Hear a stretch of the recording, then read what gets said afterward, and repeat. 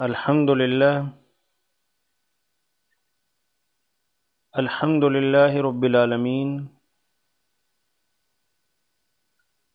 والصلاة والسلام علی سید الانبیاء والمرسلین وعلی آلہ واصحابہ ومن تبعہم بإحسان الی یوم الدین۔ اعوذ باللہ السمیع العلیم من الشیطان الرجیم، بسم اللہ الرحمن الرحیم۔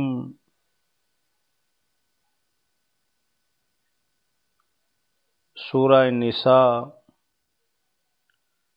آیت نمبر 24 اور 5ویں پارے کی ابتدا۔ والمحصنات من النساء الا ما ملكت ايمانكم كتاب الله عليكم واحل لكم ما وراء ذلكم ان تبتغوا باموالكم محسنين غير مسافحين فما استمتعتم به منهن فآتوهن اجورهن فريضة ولا جناح عليكم فيما تراضيتم به من بعد الفريضة ان اللہ کان علیما حکیما۔ ومن لم يستطع منكم طولا ان ينكح المحصنات المؤمنات فمما ملكت ايمانكم من فتياتكم المؤمنات والله اعلم بإيمانكم بعضكم من بعض فانكحوهن بإذن اهلهن وآتوهن اجورهن بالمعروف محصنات غير مسافحات ولا متخذات أخدان فإذا أحسن فإن أتين بفاحشة فعليهن نصف ما على المحصنات من العذاب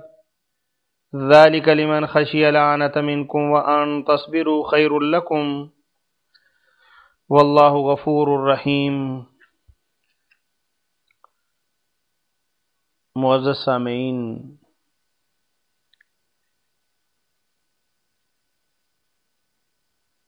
ان عورتوں کا ذکر کہ جن سے انسان اپنی ازدواجی زندگی قائم کر سکتا ہے، اور کچھ رشتے، کچھ ناطے اور کچھ تعلق اور کچھ ذریعے اور واسطے چوتھے پارے کے اختتام کے اندر اللہ وحدہ لا شریک نے فرمایا کہ نسب کے کچھ رشتے، رضاعت کے کچھ ناطے اور مصاہرت کے کچھ وسیلے کچھ عورتیں انسانوں پر حرام ہیں۔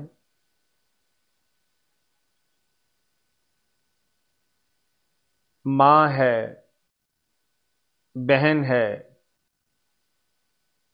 بیٹی ہے، خالہ ہے اور پھوپھی ہے،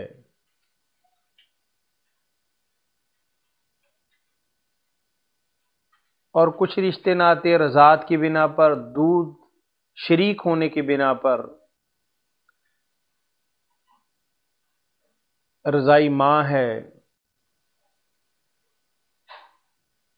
رضائی بہن ہے، رضائی بیٹی ہے، اور اس رشتے ناطے کے ساتھ بھی کچھ رشتے اللہ نے فرمایا کہ حرام ہیں، کبھی بھی تم ان کے ساتھ شادی نہیں کر سکتے۔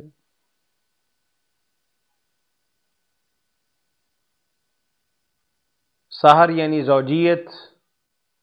اور سسرال کے حوالے سے بھی کچھ رشتے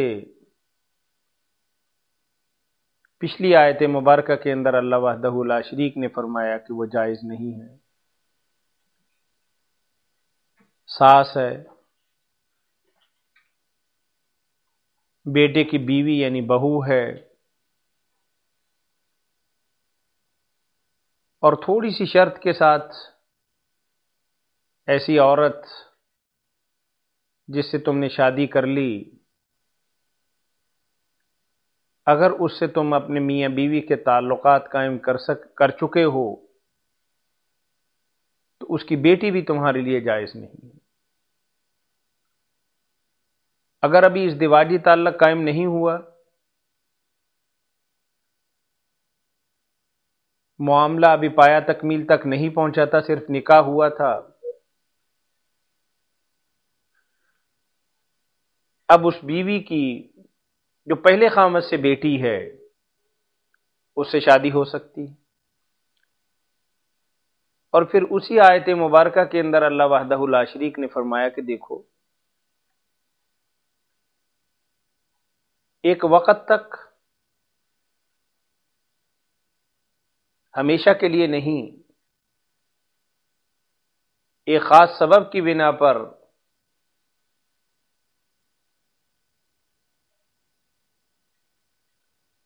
بیوی کی پھوپھی ہو یا بیوی کی بھتیجی ہو یا بیوی کی بہن ہو، ایک وقت کے اندر اپنی بیوی کی موجودگی کے اندر تم ان عورتوں سے رشتے اور ناطے قائم نہیں کر سکتے. ہاں، اگر تم نے اپنی بیوی کو طلاق دے دی یا وہ اللہ کو پیاری ہو گئی تو وقتی طور پر جو رشتے اور ناطے اور تعلق تم پر حرام تھے وہ اب تمہارے لیے جائز ہو. اور پھر وہ عورتیں جن کی شادیاں ہو چکی ہیں، جب تک ان کے شوہر ان کو طلاق نہ دیں یا اللہ کو پیارے نہ ہو جائیں، وہ بھی کسی مسلمان کے لیے جائز نہیں ہے.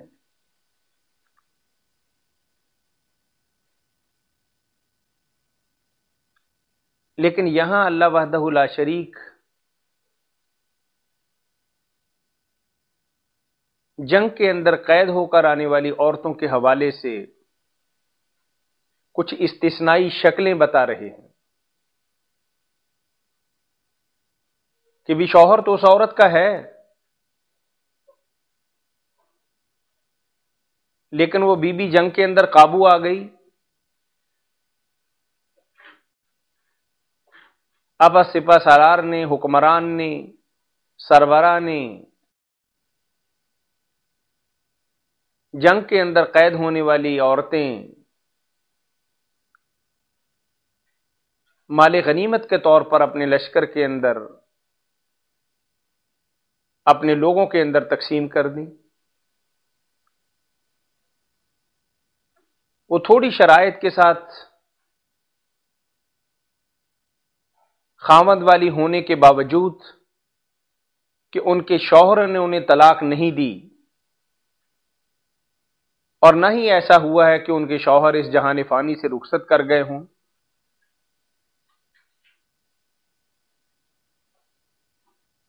چونکہ وہ قیدی ہو کر آئی،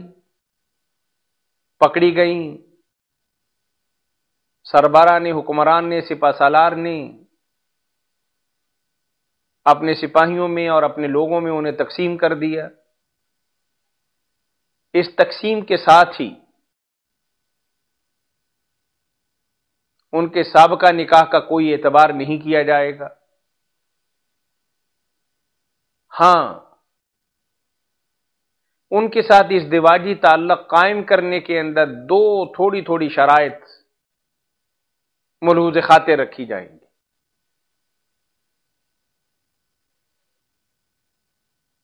اگر تو وہ حاملہ ہیں تو وضع حمل تک ان سے استمتاع نہیں ہو سکتا، اس کو بیوی نہیں بنایا جا سکتا،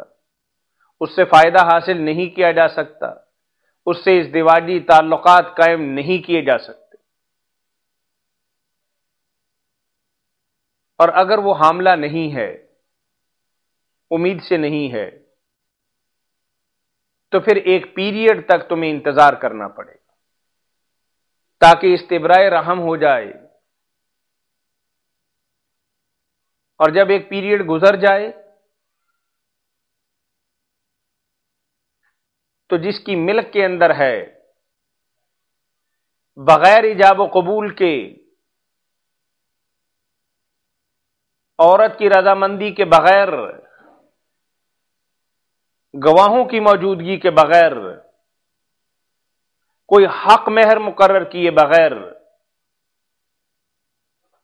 تم ایسی عورتوں کے ساتھ ازدواجی تعلقات قائم کر سکتے. چونکہ اسلام شروع ہی سے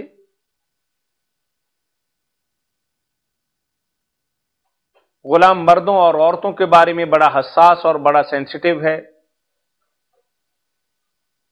اور اسلام کی تو یہ بہت زیادہ خواہش تھی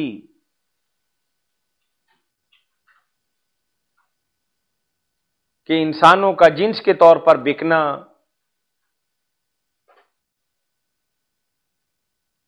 ان کے حقوق پامال ہونے والی بات ہے،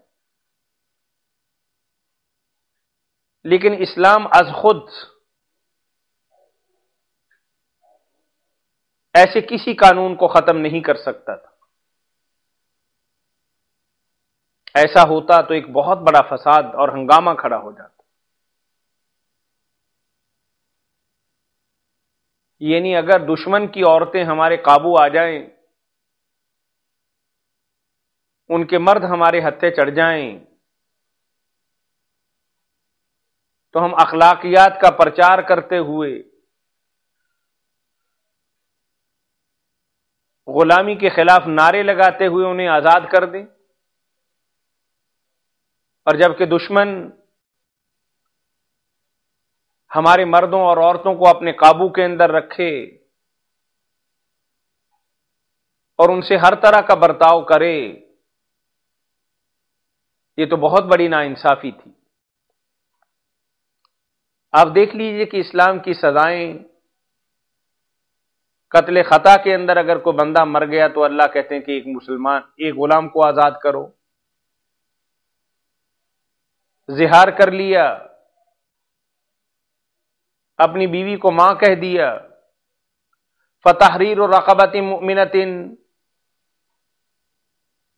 اور اگر جھوٹی قسم کھا لی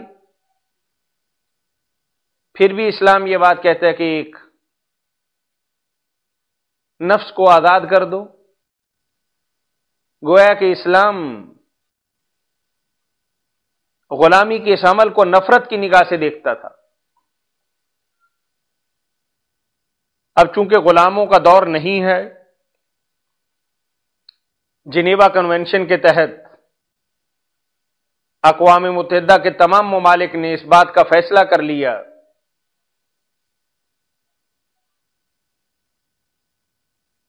ملکوں اور برادریوں کی جنگ کے اندر قابو آنے والے افراد انہیں بیچا نہیں جا سکتا، ان کے ساتھ بہیمانہ اور ظالمانہ برتاؤ نہیں کیا جا سکتا، ان کے پاؤں کے اندر زنجیر اور گلے کے اندر پٹا نہیں ڈالا جا سکتا۔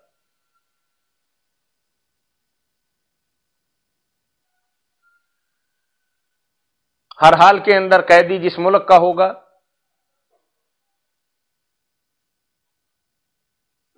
اس ملک کی طرف لوٹا دیا جائے گا۔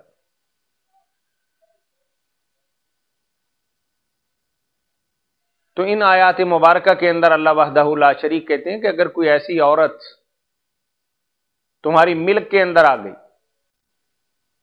اور پھر آپ ایک عجیب بات دیکھیں گے کہ قرآن کا مطالعہ کریں کہ اگر ایک آدمی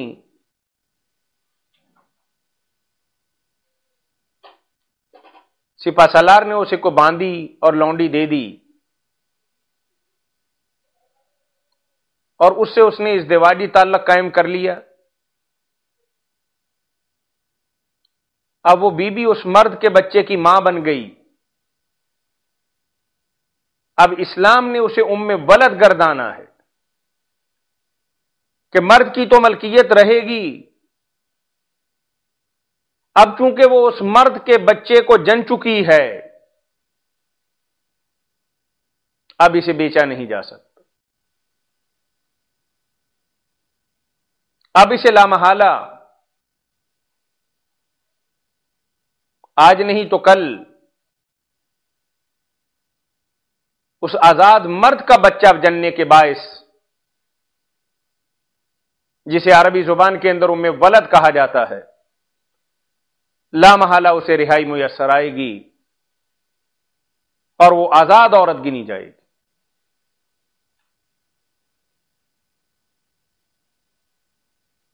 اور پھر اسلام نے کس قدر خوبصورت نظام کہ عورت ہے تمہارے ہاتھ کے اندر آ گئی اور تم تھوڑی شرائط کے ساتھ اسے اپنی بیوی بنا سکتے ہو. بیوی بنانے کا معنی یہ نہیں ہے کہ اسلام نے جو 4 شادیوں کی بات کی ہے تو اب 3 رہ گئی. اس طرح کی 10 20 بھی عورتیں آدمی کے ہاتھ کے نیچے رہ سکتی ہیں. آزاد عورتوں کے ساتھ ان کا کوئی میچ نہیں.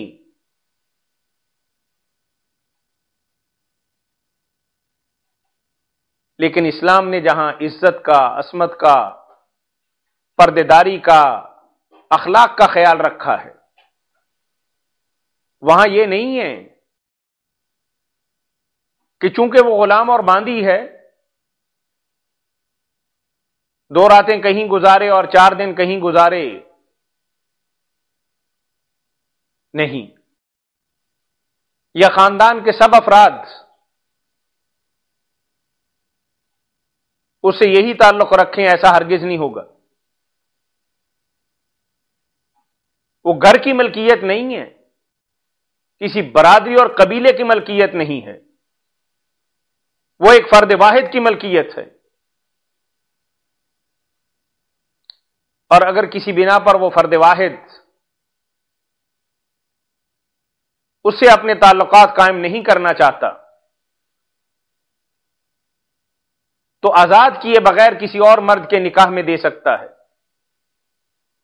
لیکن نکاح میں دینے کے بعد اس مرد کا بھی اس پر کوئی ازدواجی حق باقی نہیں ہے. اور پھر اگلی آیات مبارکہ کے اندر اللہ وحدہ لا شریک نے فرمایا کہ دیکھو، ہونا تو یہ چاہیے کہ آزاد مرد آزاد عورت کے ساتھ شادی کرے، لیکن آزاد عورت کے بھی کچھ ناز نخرے بعض اوقات آدمی کے برداشت سے باہر اور اس کی حیثیت سے باہر ہوتے ہیں. باندی اور غلام عورت وہ اولاد آدم ہی ہے، لیکن اس کے کچھ حقوق کم ہوتے ہیں، کچھ دبی دبی سی رہتی ہے، اس کے کچھ تقاضے زیادہ نہیں ہوتے. تو اللہ نے کہا کہ اگر آزاد نہ ملے اور تم اپنی پاک دامنی چاہتے ہو تو باندی کے ساتھ بھی شادی کر سکتے ہو، لیکن مقصد صرف جذبات کی تسکین نہ ہو، بلکہ تمہارے پیش نظر یہ ہو کہ گھر بسانا ہے اور اپنی پاک دامنی کا خیال کرنا ہے. اور پھر آخر کے اندر اللہ وحدہ لا شریک نے فرمایا کہ غلام عورت کا باہر نکلنا نسبتاً آسان ہوتا ہے اور اس کا برائی کے اندر مبتلا ہو جانا اس کی اجتماعی زندگی کے باعث کچھ آسان ہوتا ہے. اگر کبھی بے رہروی کے شکار ہو جائیں تو ان کی سزا آزاد عورتوں کی نسبت نصف ہوگی. تو اب دیکھیے کہ ان آیات مبارکہ کے اندر اللہ وحدہ لا شریک کیا فرماتے ہیں. والمحصنات من النساء الا ما ملکت ایمانکم، پاک دامن عورتیں اگر تمہاری ملک کے اندر آ گئیں، تمہارے ہاتھ تلے آ گئیں، تو پھر اور بات ہے. کتاب اللہ علیکم، اللہ نے یہ ساری باتیں تحریری طور پر تمہیں بتا دیں. وَأُحِلَّ لَكُم مَّا وَرَاءَ ذَلِكُمْ،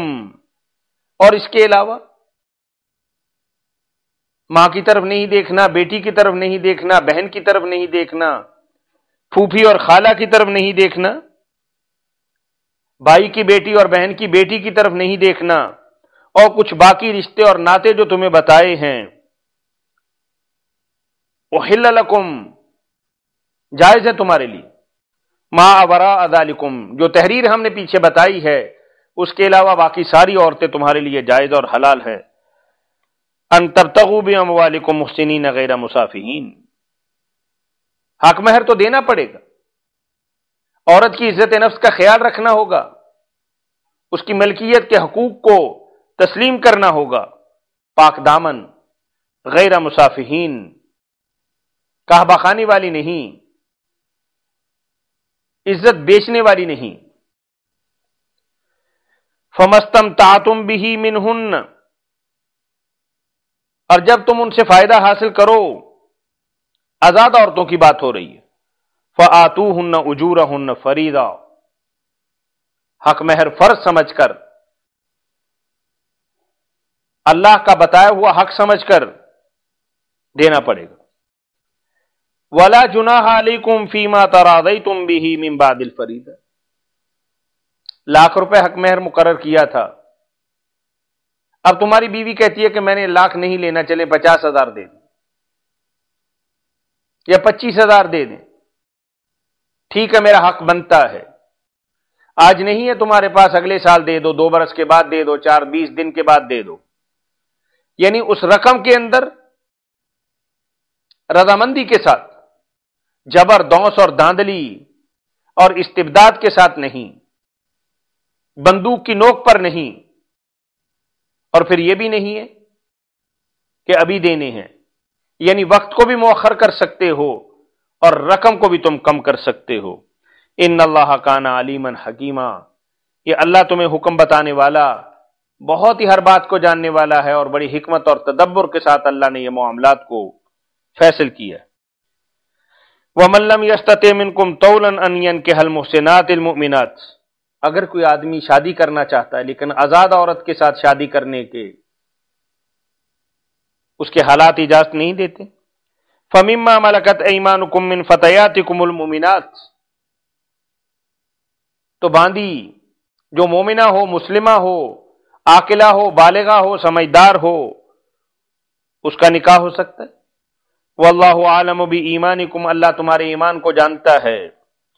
بعضکم من بعض، اولاد آدم ہی ہو نا،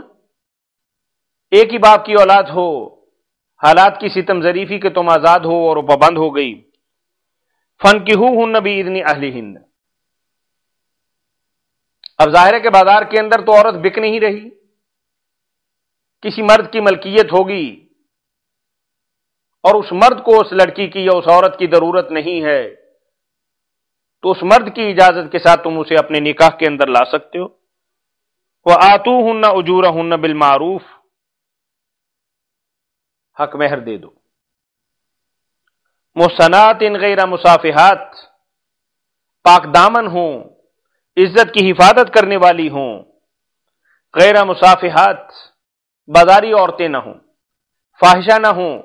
کعبہ گری کا کام نہ کرنے والی نہ ہوں، ولا متخذات اخدان، اور نہ چھپی ہوئی دوستیاں اور تعلق داریاں اور آشنائیاں اور یارانے پالنے والی ہوں۔ فَإِذَا أُحْسِنَّ، اور جب پاک دامنی کا ثبوت دیں تو پھر تو ٹھیک ہے۔ فَإِنْ أَتَيْنَ بِفَاحِشَةٍ، اگر کسی وجہ سے بھٹک گئیں، راہ راست سے پھسل گئیں، رحمان کی بجائے شیطان کے راستے پر چلنے لگ گئیں، فَعَلَيْهِنَّ نِصْفُ مَا عَلَى الْمُحْصَنَاتِ مِنَ الْعَذَابِ، تو نیک اور پاک دامن عورتوں کی جو سزا ہے اس کا آدھا تمہیں دو گے۔ ظاہر ہے کہ مومن عورت یعنی ایمان والی عورت کی بات کر رہا ہوں، اگر وہ جرم کرتی ہے تو کہ کتاب اللہ کے اندر اس کے لیے 100 دروں کی بات ہے۔ اب یہ چونکہ غلام ہے اور باندی ہے، جہاں اس کے حقوق ادھورے ہیں، اس کی سزا بھی ادھوری ہوگی۔ ذَلِكَ لِمَنْ خَشِيَ الْعَانَةَ مِنْكُمْ، اور یہ ساری باتیں اللہ وحدہ لا شریک فرما رہے ہیں کہ اس لیے کہ تم پاک دامن رہنا چاہتے ہو، عزت کی زندگی گزارنا چاہتے ہو، تم جانور نہیں ہو کہ جہاں جذبات بڑھکے، نہ ماں دیکھی نہ بہن دیکھی،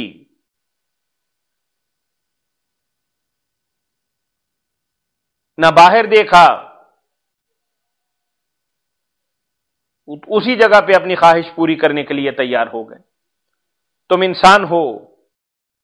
اللہ نے تمہیں بہت عزت اور احترام بخشا ہے، اس عزت اور احترام کا یہ تقاضا ہے کہ تم اپنے دامن کو پاک اور صاف اور اجلا رکھو، اگر حالات اجازت نہیں دیتے کہ آزاد عورت کے ساتھ شادی کرو، اور حالات ایسے بھی نہیں ہے کہ کسی باندی کے ساتھ، غلام عورت کے ساتھ شادی کر سکو، وَأَن تَصْبِرُوا، اب کیا ہے؟ اگر صبر کرو گے، انتظار کرو گے، لیکن فحاشی نہیں کرو گے، بدکاری نہیں کرو گے، حرام کاری نہیں کرو گے، تو پھر اللہ کہتے ہیں کہ تمہارا صبر فَهُوَ خَيْرٌ لَكُمْ، بڑے اجر کی بات ہے، بڑی عزت اور مرتبے اور مقام کی بات ہے۔ وَمَن يَتَوَكَّلْ عَلَى اللَّهِ فَهُوَ حَسْبُهُ، اگر تم پاک دامن رہتے ہوئے اللہ پر توکل کرتے ہو، اللہ تمہارے لیے آسانیوں کے دروازے کھولے گا۔ واللہ غفور الرحیم، تمہاری غلطیاں اور کوتاہیاں اللہ اس سے درگزر فرمانے والا ہے، اور آنے والے دنوں کے اندر اللہ وحدہ لا شریک تمہارے لیے آسانیوں کے دروازے کھولے گا۔